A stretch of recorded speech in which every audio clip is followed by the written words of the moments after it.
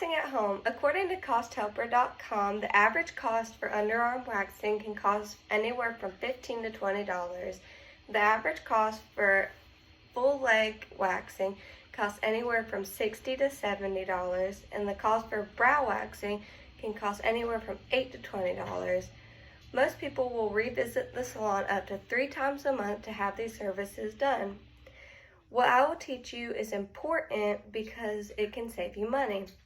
Waxing at home is easy, cost efficient, and time efficient. Moving on, how does waxing save us money? Like I previously said in the introduction, waxing can cost anywhere from $8 to $70, and these are only for the few common places that I've said. A great beginner's kit that I recommend is a Kritzky kit off of Amazon. This kit is about $30 on Amazon. It includes everything you'll need to start waxing at home. This kit includes a manual, a wax warmer, hard wax beads for 3 different hair types, a pre and post cleaning spray, wooden spatulas for application, and cardboard rings for wax control.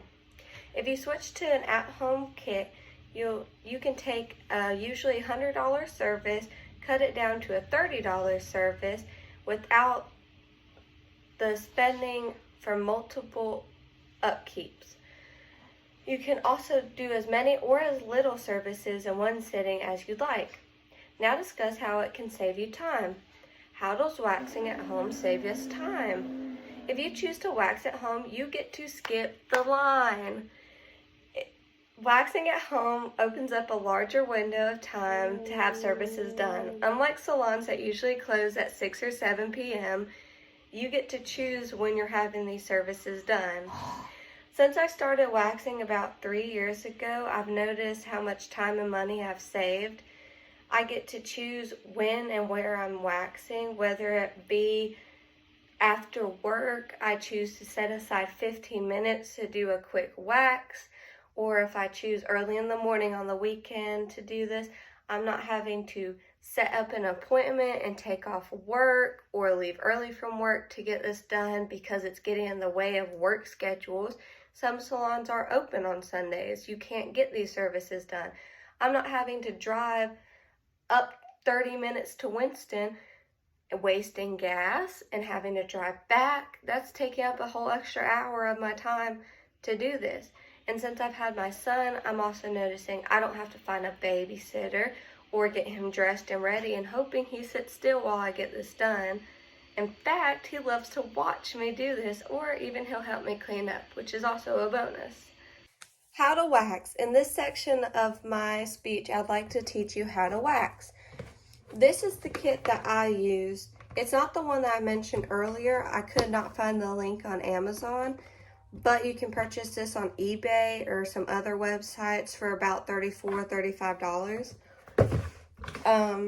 Mine does come with both the pre and post cleaning sprays. It did have waxing beads, but I had to get new ones because I used them all. A wax collar. This does help with wax controls. It goes right over your wax warmer to keep the wax contained in the warmer. Here goes my wax warmer. It's already got the wax heating in it.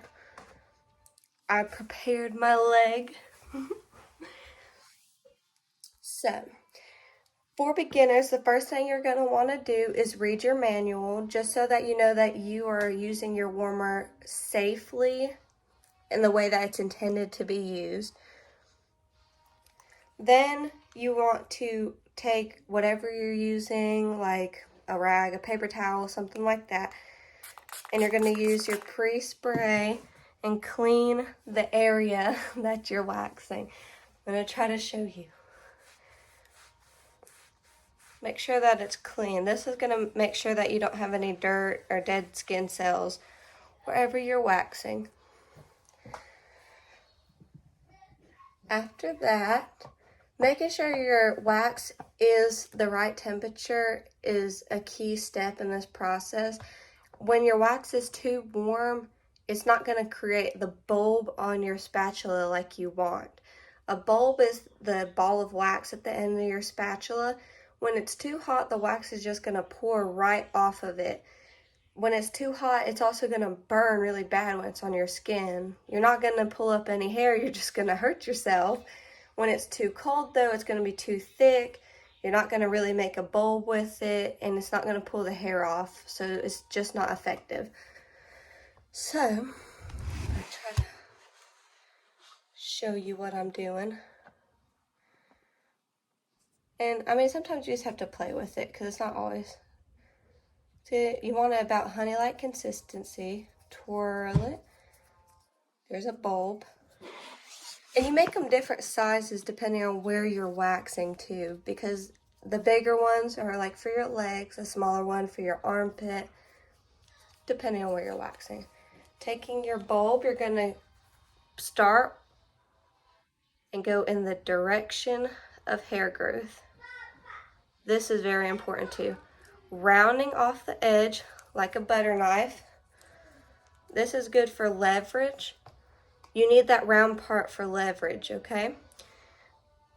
And making sure try to get it as even as you can throughout.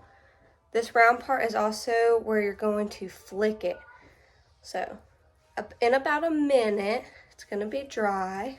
That's what the hard wax is for, because there is also different types of waxes. So, flicking it up, making sure you pull your skin tight, grab it, and swiftly we're going to pull back in one motion. Ready? Boop.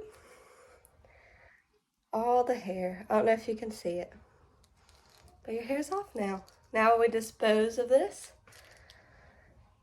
Try to show you. There's no hair.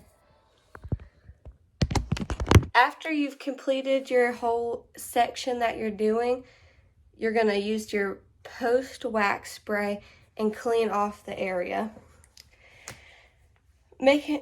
There's many ways that you can learn how to wax, whether it be through your manual, a mentor, or YouTube, but the bottom line is it's pretty simple.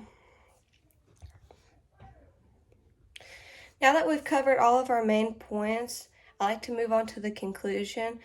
Waxing at home can save you time and money, and now you have a basic understanding of what waxing is and how to do it. Try waxing at home. I encourage all of you to try this and see the difference it'll make to your wallet. And this really goes for men and women.